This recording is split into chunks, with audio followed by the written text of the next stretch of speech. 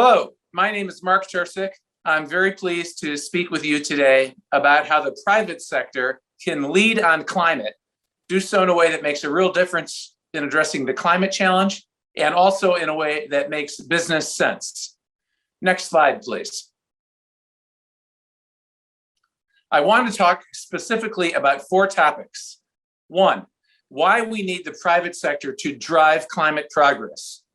2, why doing so is positive for business from a business perspective. 3, exactly how CEOs should do this. Of course, their teams will help them, but I think CEO ownership of these issues is very important. And finally, 4, what all of you can do. Those of you who are not CEOs or executives, you can all make a difference too in driving private sector-led climate change problem solving. Next slide, please. Number 1, why do we need the private sector to lead on climate? Next slide. This chart from the UN shows how badly we're doing at reducing greenhouse gas emissions. There are many things we need to do to address the climate challenge, but by far, the most important thing to do is reduce greenhouse gas emissions. Every year, the UN does an estimate, and you'll see that 2030 year in the middle of the graph, and the numbers 59, 53, 59 gigawatts of carbon equivalent are where we're projected by the UN to be in 2030. That's an increase from where we were in 2020, as you can see. Even if we achieve the Paris Accord goals, greenhouse gas emissions would increase to 53 gigatons. Obviously, those blue and green lines show that we need to be reducing greenhouse gases, and by 2030, be at 41 degrees for the 2-degree target, 41 gigatons, or 25 respectively. So the point of this graph is we're doing very poorly at reducing greenhouse gas emissions. So poorly, in fact, they're not going down, they're going up. Next slide. Why are we doing so poorly? I would say mostly because government regulatory policy is inadequate. It's difficult to generalize about the whole world, but if you go country by country, even the countries who are real leaders are doing too little to fully address the climate challenge. We all need to do everything we can to make government policy, regulatory policy much more effective. But we can't wait either. We don't have time. So number 1 problem is government, I would say. Let's fix it, but we can't count on it in the near term. Number 2 on this chart, environmental NGOs. I spent 11 years leading the Nature Conservancy, the biggest environmental NGO of all in the world. I'm a big fan of NGOs. They can make a big difference, but I don't think they can alone bring down greenhouse gas emissions. And then 3rd, left-leaning activists. I think they do a very good job of raising awareness, but I don't think they can get the job done either. So what can the private sector do? Next slide. The private sector brings just what we need. We need speed, scale, and innovation. We need to raise capital, harness technology, and move fast. In my view, this is what we need to address the climate crisis and bring greenhouse gas emissions down. Next slide. Why is pursuing climate progress in the best interest of business? Next slide. Well, there's a number of ways addressing the climate challenge can help a business. First, you can grow your top line. There's no easier way to raise shareholder value than by growing the top line. I apologize, in my presentation, I'm using mostly US or European examples. That's because since COVID, I haven't been traveling. But even though I'm using examples from the West, I think they apply globally. Tesla, of course, made the EV car revolution happen. I'll note they had government help, but that's obviously a great example of growing your top line by addressing the climate challenge. The same is true for Beyond Meat. That's a US headquartered company that makes plant-based meat substitutes. The business is on a roll. The stock market loves this company. Bayer is a little bit of a different example. Bayer is the European pharmaceutical and chemical company that bought Monsanto, that used to be an independent US headquartered ag company, fertilizers, et cetera. And Bayer is now going after the challenge of using regenerative agriculture to remove carbon from the atmosphere, they view it as a growth opportunity, an opportunity to grow your top line.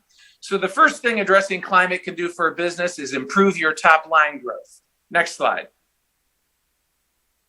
It can also help you manage expenses, also very important in boosting profitability. Here I use my example, Walmart, the global retailer. Walmart is famous for two things. One, keeping their prices very low so that their customers can buy high quality products at low prices. That's what's always been Walmart's mantra. Also, Walmart is famous for managing its supply chain very intensively. Walmart is a huge customer. Most consumer goods companies sell as much as 1/3 of their overall sales to Walmart. So Walmart has a lot of bargaining power. They've always used that effectively. Now they're using it for Project Gigaton. Walmart proposes to remove from their supply chain 1 gigaton of greenhouse gas emissions. They're using their suppliers to do this. But you can imagine as they do this, their knowledge of, their control, their management of their supply chain continually improves. So it's a climate outcome as well as a management outcome and expense outcome. Next slide. You can also, through a smart climate initiative, rally your stakeholders. Stakeholders have more power and clout than ever before. And when I say stakeholders, I mean, of course, shareholders, but also employees, customers, potential recruits, community members. Here are 4 US companies that have very ambitious climate strategies, and they're aimed to appeal to very important shareholders.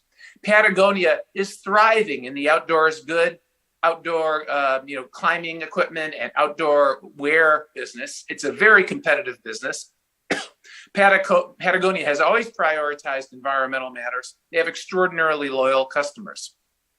Microsoft, the famous computer software company, has ambitious plans to reach carbon neutrality by 2030, also to remove all their historic emissions. This is something that really appeals to their employees, makes it easier to recruit and keep the best people. BlackRock is the largest institutional money manager in the world. My friend, Larry Fink, their CEO, has been a leader in getting institutional investors to think more about ESG, especially climate matters. And Walmart, as I already mentioned, pushes their suppliers. So to me, it's obvious that if you have stronger relations and more engaged shareholders, customers, employees, and suppliers, that's a way to have a stronger business. And a properly designed climate strategy can do that. Next slide, please. You can also future-proof your capital spending. So imagine you're a company that has to make large capital expenditures, assets that will last for decades. You need to be very careful at this time. As the world is committing itself to going toward net zero by 2050, which assets will be smart investments you make today? Which ones will prove to be good investments over the next 10, 20, 30 years? So I think Ford is an interesting example. Ford, of course, is a famous American headquartered automobile company. I know them well. They were one of my clients when I was a banker. You couldn't be any more committed to the internal combustion engine than Ford has historically been. This truck is the best-selling vehicle and most profitable vehicle in America, really instrumental to Ford's sales. Ford has determined that this truck will now come out in an electric model. Customer orders are off the charts, really enthusiastic. The stock market likes this too. And Ford's CEO and management team can be confident that they're navigating carefully in a way in the climate era so that all of the capital spending that goes behind a new vehicle is attuned to climate outcomes. This is a real challenge and real important priority for all capital spending intensive businesses. Next slide. How to manage risk. Another thing that smart business people have to do is manage risk. And of course, over the period ahead, regrettably, climate risk is a big deal. Here are two a European and a US example. Exxon has been in the news recently. They were probably one of the companies that was most persistent in saying, we're an oil and gas company. We're going to continue to produce fossil fuels. There was recently a shareholder resolution to appoint 3 outside directors. We've often had these kinds of resolutions in the US, What was new about this one is the resolution passed. Kind of an awkward moment for the CEO and the board. They've got three new outside directors appointed from the outside. Hopefully this will be a very positive thing and those new board members will get the company on a positive trajectory. But this is not the kind of outcome you want if you're a CEO or board, having outsiders put their own people on your board. Shell is different. I think Shell has actually been pretty forward thinking about climate strategy, but even in their case, the European Court has found their strategy inadequate and is requiring them to reduce greenhouse gases further. Now, Shell will appeal that ruling, but it shows how these kinds of risks need to be managed. Personally, I believe a CEO and management team that have a careful, thoughtful, ambitious climate strategy that will, as noted, that can grow your top line, that can help you manage expenses, that can help you manage capital spending and manage relations with shareholders. I think it allows also for better risk management. Next slide. Okay, how exactly do companies do this? If this is so easy, Mark, how do they do this? Here's my little checklist for CEOs. Next slide. The first thing is get your own house in order. By this, I mean ESG metrics. There are a number of organizations that evaluate companies now for environmental, social, and governance considerations. The first thing to do is to do a thorough audit, find out where you are, and if there are any shortcomings, address these. First things first. Second, I think companies should commit to a net zero plan. More and more companies are doing so. Most companies are saying they'll be net zero by 2050. The problem with that, of course, is it's a long time from now. I think the wiser thing to do is say net zero by 2050, halfway there by 2030, and to join one of these consortiums of NGOs and companies like the Science Based Target Initiative. By the way, for some carbon intensive companies, they probably can't get halfway there by 2030. I think that's okay too, as long as they have a clear plan shared with the public. Third, most importantly, you need a company specific strategy. So nothing is generic here on the importance side. If you're going to do something that really makes a difference and makes business sense for you, you need to be like in my examples, Ford and Walmart. Think carefully about your future, where you have assets and resources that can make a difference. So that's not easy, but this is what business leaders are supposed to do for a living. Think carefully about risks and opportunities. Think about the resources you have and formulate a really smart strategy. More companies should do that in connection with climate. Transparency, I think, is an easy area to get right, but more companies need to do this. You'll see some companies kind of view their climate strategies as a PR exercise, an opportunity to brag and to seek a lot of credit. I have nothing against that, but I think the way that you should disclose what you're doing is just to be humble and perfectly clear. I think that's the safest place to be. You won't be accused of greenwashing. If people see opportunity for improvement, they'll share that with you. That's good too. So I argue for full and humble transparency. Next, NGO engagement. Again, perhaps I'm biased. I led an NGO for 11 years. But before I did that, I worked at Goldman Sachs for 24 years. And one of my last duties there was worrying about an environmental program. We were very early. This was back in 2005. The first thing I did with some colleagues is go and visit some of the big environmental nonprofit organizations in the US. We were amazed how smart they were and how much they could help us. It doesn't mean we agreed with them on every matter, but we found we could put together really constructive partnerships, these win-win kinds of things. More companies should do that. It's pretty easy. It's a good way to get good advice and outside input. Finally, government policy.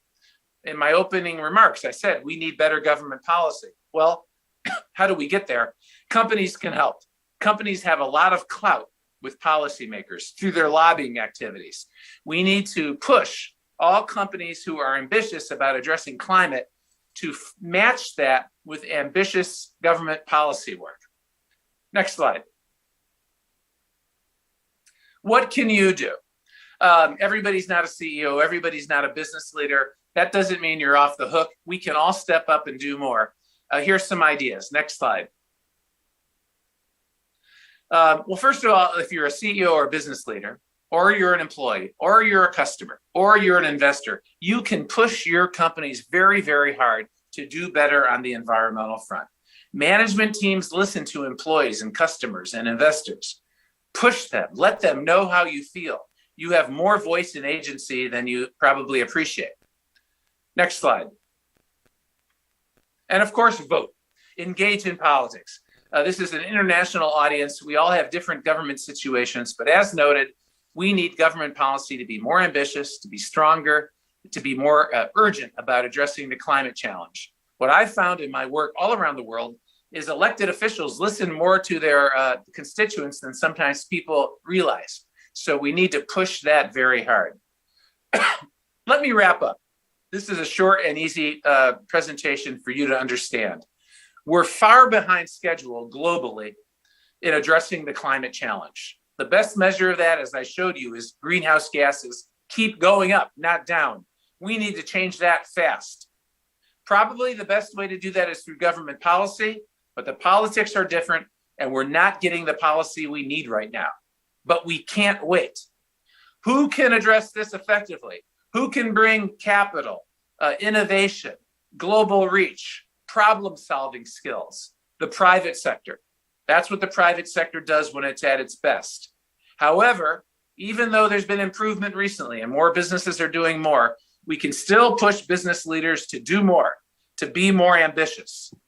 And by the way, we can help them understand doing so will strengthen their business. Near-term results will improve, long-term competitive position will improve too. So in my mind, this is a no-brainer, a win-win. All of us can do something to make it happen, whether we're management team members and just employees, customers, shareholders. We all have clout. We all need to pound the table and push our companies to do more.